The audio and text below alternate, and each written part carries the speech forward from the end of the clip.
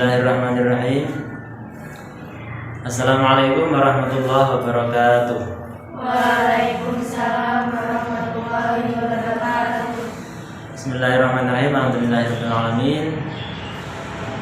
Wa bihi nasta'inu 'ala umuri dunya. Allahumma shalli 'ala sayyidina Muhammad wa 'ala alihi wa sahbihi wa sallam ajma'in. Amma ba'du. Oke, kita kembali lagi di channel Rahmatan lil Alamin. Oke, channel Rahmatan lil Alamin. Kita ngaji bersama. Kita ngaji kitab Fathul Qarib dan kitab Fathul Qarib madhabnya Imam Syafi'i. Kita berdoa kepada Allah semoga ngaji ini diberikan keberkahan kemanfaatan dunia sampai di akhirat. Amin Allahumma Amin. Oke. Alhamdulillah, ini saya bersama dengan santri-santri ya. Ini santri putri ada di belakang. Oke, karena memang guru-guru saya mengajarkan ketika ada pelajaran kemudian ngaji ataupun ngaji dengan santri putri itu harus ada satirnya, jadi tidak langsung berhadapan seperti itu. Dan juga itu memang mengamalkan ilmu. Oke, kita kembali lagi ke channel Rahmatan lil Alamin. Ini kita sudah nyampe fasal Faraidul Ghusli, pasal tentang fardunya mandi besar. Nanti pemirsa yang mau menyimak bisa dibuka kitab Fathul Qaribnya. Kalau di sini halaman 7. Ini pasal tentang beberapa fardunya mandi besar atau faraidul ghusli. Sebelum kita masuk ke pembahasan ke ngaji kita niatkan dulu dengan niat yang baik. Kemudian nanti kita hadiah Fatihah kepada Nabi Muhammad sallallahu alaihi wasallam, para nabi dan para ulama. Mari kita niat bersama-sama, niat thalabul ilmi. Bismillahirrahmanirrahim. Nawaitu ta'alluma wa ta'lim wa tadhakkura wa tadhkir wan naf'a wal intifa' wal ifadata wal istifadah wal hatha 'ala tamassuki bi kitabillahil aziz wa sunnati rasulih wa du'a ila al-huda wa tilalata 'ala al-khairi ibtigha wajhillahi ta'ala wa ridaihi wa qurbihi wa thawabihi. Kemudian kita hadiahkan Fatihah kepada nabi, para anbiya sholihin dan para ulama. Ila hadratin Nabi Mustafa Muhammadin sallallahu alaihi wasallam wa ala alihi wa azwajihi wa auladihi wa dzurriyyatihi wa ahli baitihi ajma'in. Thumma ila hadrati Asy-Syaikh Abdul Qadir Al-Jilani, Asy-Syaikh Abdul Qadir Al-Jilani. Thumma ila hadrati Al-Imam Asy-Syafi'i wa Imam Malik wa Imam Hanafi, Imam Hanbali wa Wali Sama wa ila hadrati Mahdri Farmawati Asyid Muhammad Al-Malik Al-Hasani Habib Salim Asy'ari wa Lisa'il Shalihin. Thumma ila hadrati Asy-Syaikh Al-Alim Al-Alama bin Qasim Al-Ghazi wa Syaikh Al-Alim Al-Alama Ibrahim Al-Bajuri wa Lisa'il Shalihin. Anna Allah yaghfiru lahum wa yarhamuhum wa yu'id darajatihim fil jannah wa yu'id 'alaina min barakati manwarihim wa 'ulumihim wa naf'atihim fi khairin min 'afiyah wa 'ala man alaina wa 'ala man wa Rasulullah sallallahu alaihi wasallam wa 'ala man wa salafus salihun wa 'ala kulli nabiyyin salih syalillahi lana wa lahum lahul Fatihah. A'udzu billahi minasy syaithanir rajim. Bismillahirrahmanirrahim. Alhamdulillahi rabbil alamin arrahmanir rahim maliki yaumiddin. Iyyaka na'budu wa iyyaka nasta'in. Ihdinas siratal mustaqim. Siratal ladzina an'amta 'alaihim ghairil maghdubi 'alaihim waladdallin. Rabbi ighfirli wa li walidayya wa lil mu'minin amin wa li jami'il muslimin amin. Ya, sekarang kita masuk ke pasal. Di sini saya pertama akan membacakan dengan cara bacaan pesantren. Dan yang pertama dari awal sampai akhir pasal. Kemudian nanti saya ulangi lagi yang kedua dengan terjemah bahasa Indonesia. Kemudian nanti yang ketiga itu keterangan-keterangannya. Itu seperti itu. Keterangan-keterangan ringkas. Untuk keterangan yang lebih luasnya nanti di video selanjutnya. Dan juga kalau nanti ada yang bertanya ataupun kritik saran bisa ketik di kolom komentar.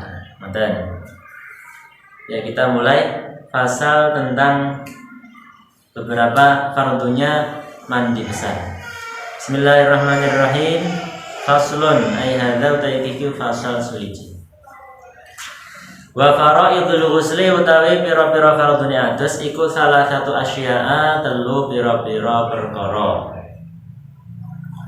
An-niyatu suci iku niat. Wa izalatun najasati lan ngilangi pira-pira najis. Ingkanat lamun ana apa najis ana iku ala badanihi ing atase badane wong. Wa isalul ma'i lan numekake banyu ila jami'i sya'ri maring sakabehane rambut wal basyarati lan kulit. Wa sunanuhu utawi pira-pira sunahe adus iku khamsatu asya'a 5 pira-pira perkara.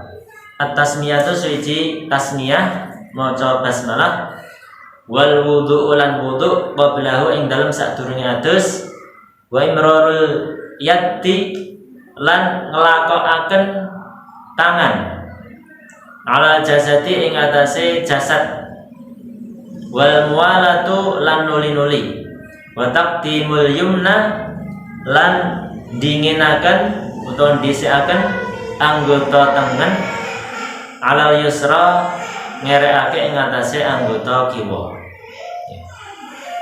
Sudah awal sampai akhir. Kemudian akan saya terjemahkan. Wa faraidul ghusli salah satu asya'a.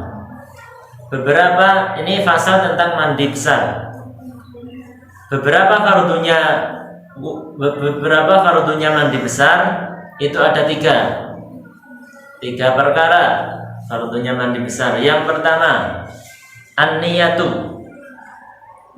Yang pertama yaitu adalah niat.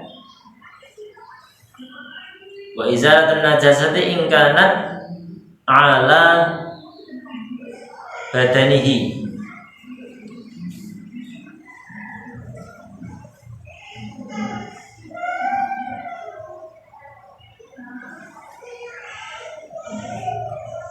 Yang pertama niat dan menghilangkan najis-najis yang ada. Saya ulangi. Yang pertama niyatun niat. Itu yang pertama. Niat itu di dalam hati. Kemudian yang kedua izalatun najasati in kanat ala badanihi. Menghilangkan najis-najis apabila najis tersebut berada pada tubuhnya seorang yang akan mandi besar. Kemudian yang ketiga wa isalul ma'i ala jami'i sya'ri wal basyarati.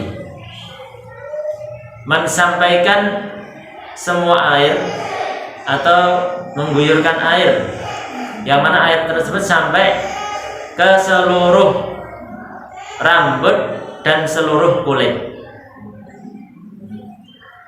Ini fardunya mandi besar. Wa sunanuhu khamsatu asya. Kemudian sunnahnya. Wa sunanuhu khamsatu asya. Sunnah mandi besar itu ada 5 perkara. Yang pertama at-tasmiyatu, membaca bismillahirrahmanirrahim.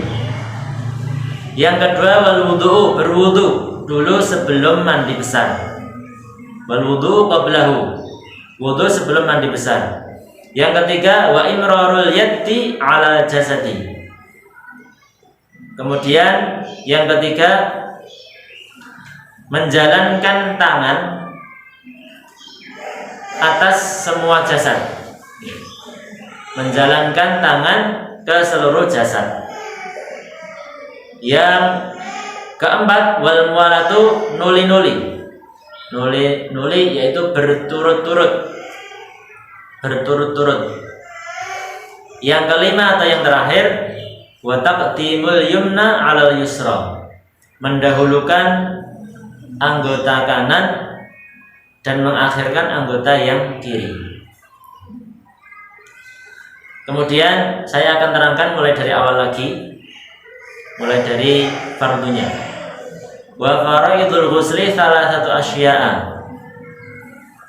Fardunya mandi besar itu ada 3. Di sini yang dimaksud mandi besar yaitu mandi yang hukumnya wajib, karena untuk menghilangkan hadas besar.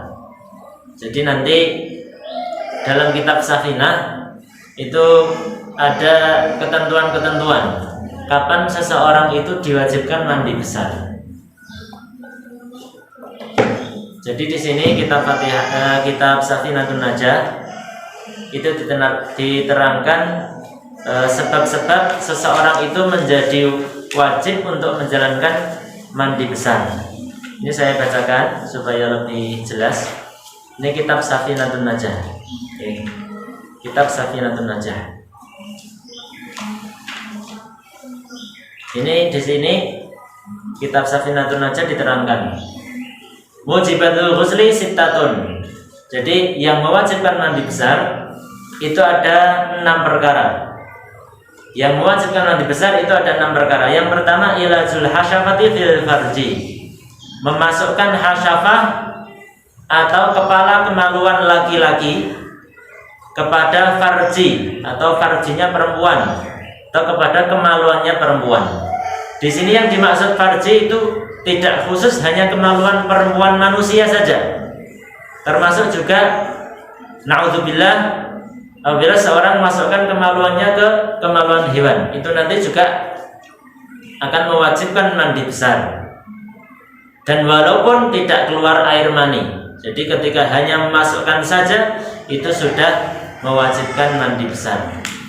Kemudian perkara kedua yang mewajibkan mandi besar yaitu apa? Khurujul mani. Yang kedua, khurujul mani. Apabila seseorang keluar mani, maka orang tersebut diwajibkan untuk mandi besar, laki-laki ataupun perempuan, ataupun bincang ya, setengah laki-laki atau perempuan. Apabila keluar mani tetap juga wajib mandi besar. Keluar mani di sini dengan cara apapun. Dengan cara apapun, maksudnya bagaimana? Dalam keadaan mimpi basah ataupun karena melihat video yang tidak baik ataupun melihat langsung ataupun dikarenakan bersentuhan, yang intinya apabila seseorang keluar mani itu akan mewajibkan mandi besar. Kemudian yang ketiga, wal haidu. Wal haidu, yang ketiga itu haid. Ini khusus bagi perempuan. Jadi apabila ada perempuan haid kemudian darah haidnya sudah berhenti ataupun suci dari haid, maka dia sebelum menjalankan ibadah harus mandi besar terlebih dahulu. Yang keempat yang wajib mandi besar adalah nifas. Nifas itu kalau haid itu darah yang keluar dari seorang perempuan, darah yang keluar dari puncaknya rahim perempuan, yang mana darah tersebut adalah memang darah yang umumnya keluar dari perempuan, bukan karena penyakit ataupun suatu yang tidak wajar. Memang itu haid ini adalah darah yang wajar yang memang keluar dari ujungnya rahim seorang perempuan. Kemudian yang keempat, suatu yang mewajibkan mandi besar adalah nifas. Nifas ini adalah darah yang keluar setelah seorang perempuan melahirkan. Jadi setelah seorang perempuan melahirkan nanti akan keluar darah nifasnya. Itu seperti itu. Kemudian kalau darah nifas sudah berhenti, maka bagi seorang wanita tersebut diwajibkan untuk mandi besar. Kemudian yang kelima yang mewajibkan mandi besar yaitu adalah wal wiladah. Wiladah itu melahirkan. Seorang perempuan setelah melahirkan itu diwajibkan untuk mandi besar. Seperti itu. Yang terakhir wal mautu, dan kematian. Seseorang yang meninggal dunia itu diwajibkan untuk mandi besar. Maksudnya bagaimana? Bagi orang-orang yang masih hidup diwajibkan untuk memandikannya. Itu 6 perkara yang menjadi penyebab seseorang diwajibkan untuk mandi besar. Itu seperti itu. Kemudian kita kembali ke kitab Fathul Qarib yang kitab menjadi kitab rujukan yang kita ngaji pada siang hari ini, ya.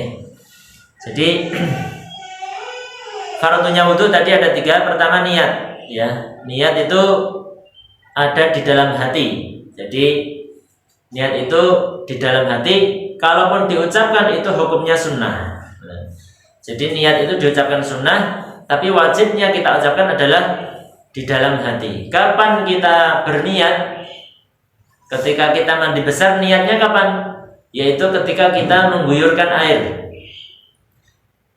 Jadi ketika kita mengguyurkan air pertama kali, disitulah dibarengkan dengan niat kita dalam hati. Niat mandi besar bagaimana? Niatna nawaitul ghusla li raf'il hadatsil akbari fardhan lillahi ta'ala. Nawaitul ghusla li raf'il hadatsil akbari fardhan lillahi ta'ala. Yang artinya ataupun niat itu bisa bahasa Arab ataupun bisa bahasa Indonesia ataupun bahasa Jawa dan yang lainnya. Kalau bahasa Indonesianya, saya berniat mandi besar karena menghilangkan hadas besar karena Allah Ta'ala. Ataupun saya berniat mandi besar menghilangkan hadas besar karena Allah Ta'ala. Itu sudah cukup. Jadi ketika kita niat dalam hati dibarengkan dengan guyuran air yang pertama kali. Itu seperti itu. Untuk guyuran air yang selanjutnya itu sudah tidak diperlukan niat. Jadi niat cukup sekali dalam hati ketika awal mengguyurkan air ke tubuh kita. Itu yang pertama. Kemudian fardunya mandi besar. Yang kedua, wa izalatun najasati in kanat ala batini. Menghilangkan najis-najis yang berada pada tubuh. Jadi sebelum kita mandi itu kita harus menghilangkan najis-najis yang ada pada tubuh kita. Kalau sudah hilang najisnya, baru nanti kita mandi besar. Itu seperti itu. Jadi sebelum kita mandi itu kita menghilangkan najis terlebih dahulu. Tapi di sini memang yang tercatat itu niat kemudian menghilangkan najis apabila ada najis pada badannya. Kemudian yang ketiga nanti menyampaikan air. Jadi sebelum mandi itu memang kita harus ngecek tubuh kita dulu. Kalaupun ada najis kita hilangkan, kemudian kita mulai nanti mandi besar. Kemudian fardu yang ketiga yaitu adalah wa isalul ma'i ila jami' sya'ri wal basharati. Yang ketiga, menyampaikan air ke seluruh badan, ke seluruh sya'ar itu rambut, wal basyarah itu dan kulit.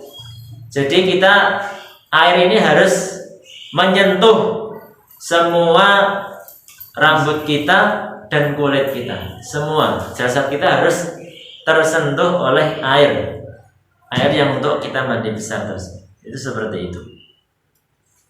Jadi di situ kita harus teliti. Terlebih apabila ada lipatan-lipatan badan, terutama bagi orang-orang yang gemuk, itu ada lipatan-lipatan badan, itu harus kita berusaha. Bagi yang gemuk-gemuk, niku lipatan-lipatan di situ harus air sampai ke dalam-dalam. Itu seperti itu. Kemudian yang perlu kita teliti juga yaitu lipatan-lipatan telinga, kemudian ini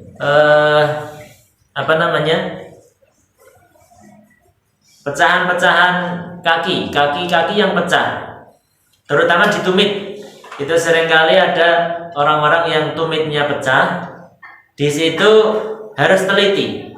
Jadi tumit-tumit yang pecah ini air harus nyampe ke dalamnya, dengan syarat tidak ada bahaya atau tidak membahayakan. Kalaupun tumitnya pecah, kemudian kok terasa sakit, maka di situ tidak harus air sampai ke dalam-dalam, ataupun tidak harus kita memaksakan untuk kita masukkan ke dalam karena sakit. Terlebih apabila nanti kita paksakan akan keluar darah, itu tidak usah. Ya, seperti itu. Jadi itu 3 fardu mandi besar. 3 fardunya mandi besar. Kemudian mandi besar ini ada kesunahannya. Di sini disebutkan kesunahan mandi besar. Dalam kitab Fathul Qarib disebutkan ada 5 perkara yang disunahkan dalam mandi besar. 5 perkara. Kalaupun ada sunnah yang lebih dari ini, itu nanti bisa dilihat dalam kitab yang lebih luas keterangannya. Itu insya Allah ada nanti. Ini yang kita bahas yang ada dalam kitab Fathul Qarib. Sunnahnya mandi besar itu ada 5. Disebutkan dalam kitab Fathul Qarib. Yang pertama, at-tasmiyatu yaitu membaca Bismillahirrahmanirrahim. Kalau ada pertanyaan bagaimana kalau kita dalam kamar mandi, bolehkah kita membaca Bismillahirrahmanirrahim? Ketika kita ada di dalam kamar mandi, adabnya atau tata krama membaca doa di dalam kamar mandi yaitu dibaca di dalam hati. Itu sudah cukup, termasuk juga sudah cukup menjalankan sunnah. Ya, seperti itu. Kalaupun dilafadzkan, kita melafadzkan lafadz-lafadz, contohnya lafadz Bismillahirrahmanirrahim di dalam kamar mandi, kalau kita lafadzkan di dalam situ, itu hukumnya makruh. Hukumnya adalah makruh. Terus tahu saya seperti itu. Kemudian yang kedua, kesunahan mandi besar, wal wudu qablahu, sebelum mandi. Sebelum mandi besar itu disunahkan untuk berwudu dulu. Walaupun seseorang yang punya hadas besar dan punya hadas kecil, seumpama ada seseorang punya hadas besar dan hadas kecil, ya, ketika dia ini hanya mandi besar saja dan hilang hadas besarnya, maka hadas kecilnya ikut hilang juga. Itu seperti itu. Kalau dibalik, apabila ada seorang punya hadas besar dan hadas kecil, apabila dia hanya wudu, maka ini hadas besarnya masih ada, tapi wudunya ini dikatakan sunnah, tapi tidak menghilangkan hadas besar. Jadi wudu ini tidak bisa menghilangkan hadas besar. Tapi kalau mandi besar itu bisa menghilangkan hadas besar dan juga bisa menghilangkan hadas kecil sekaligus. Itu seperti itu. Kemudian ini adik saya. Kemudian yang selanjutnya, yang ketiga dari sunnahnya mandi besar yaitu wa imrarul yaddi ala jasadi, menjalankan tangan atas seluruh jasad. Jadi ketika mandi itu disunahkan untuk ini, ngosoi. Bahasa Jawanya itu ngosoi, atau bahasa Indonesianya apa? Apa bahasa Indonesianya? Ngosoi, okay. Ngosoi. Itu seperti itu. Jadi itu termasuk sunnah. Kemudian yang keempat, wal mualatu itu berturut-turut atau berkelanjutan, maksudnya seperti itu. Jadi ketika mandi besar itu harus langsung semuanya disiram air secara merata. Itu seperti itu. Maksudnya tidak boleh seumpamanya kalau kita mengamalkan mualah ya, yang namanya mualah itu berturut-turut atau berkelanjutan. Maksudnya berkelanjutan itu yaitu ketika kita mandi besar ya langsung semuanya disiram secara keseluruhan, menyeluruh, selesai mandi besarnya. Itu nanti mualah. Kalau yang dinamakan tidak mualah itu contohnya seumpama mandi besar itu hanya mandi setengah badan. Nanti yang setengah badan itu setelah beberapa waktu. Jadi tidak langsung menyempurnakan ke seluruh badan. Jadi dipotong-potong itu maksudnya apa? Siramannya nanti umpamanya setengah badan dulu, kemudian setelah nanti 1 jam kemudian baru menyiram dari dada ke bawah. Nanti setelah 1 jam lagi baru kepala. Itu namanya tidak mualah atau berturut-turut. Seperti itu.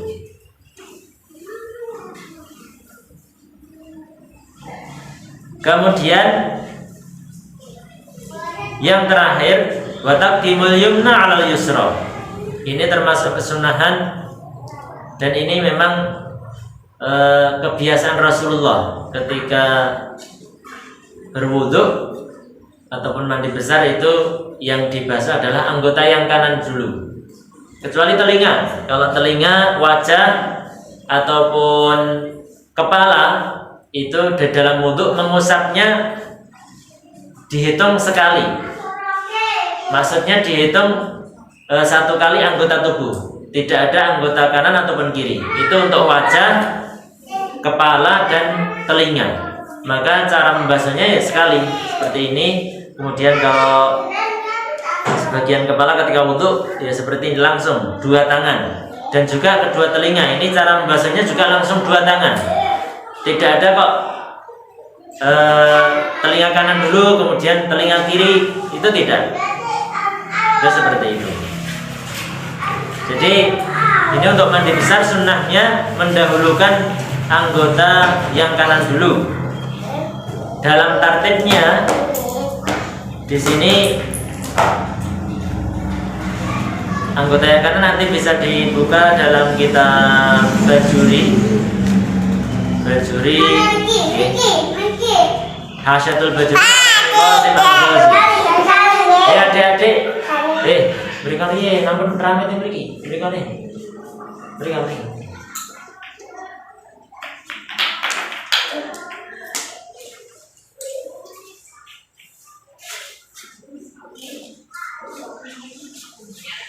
Potong nih.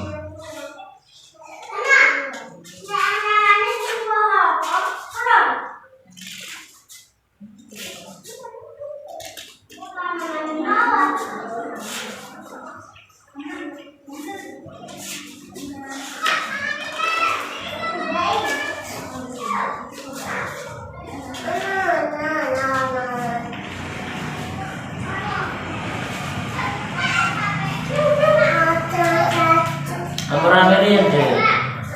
Sekedap ya. Ini kan mau kasih nggak? Hah? Ini mau kasih. Nah kalian bangga kalian pemirsa YouTube channel Ramadan Alamin.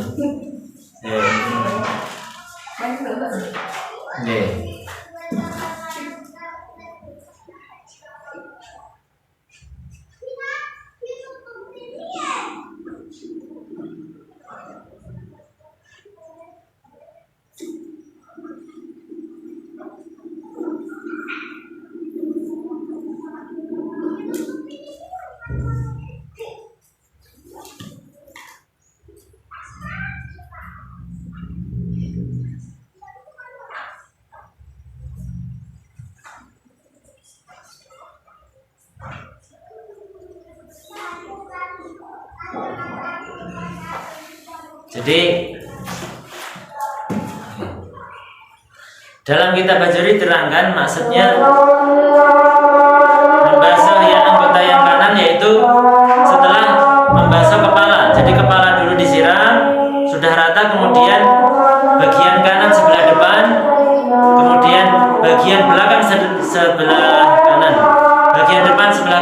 bagian belakang sebelah kanan, kemudian bagian kiri sebelah depan, kemudian bagian belakang sebelah kiri.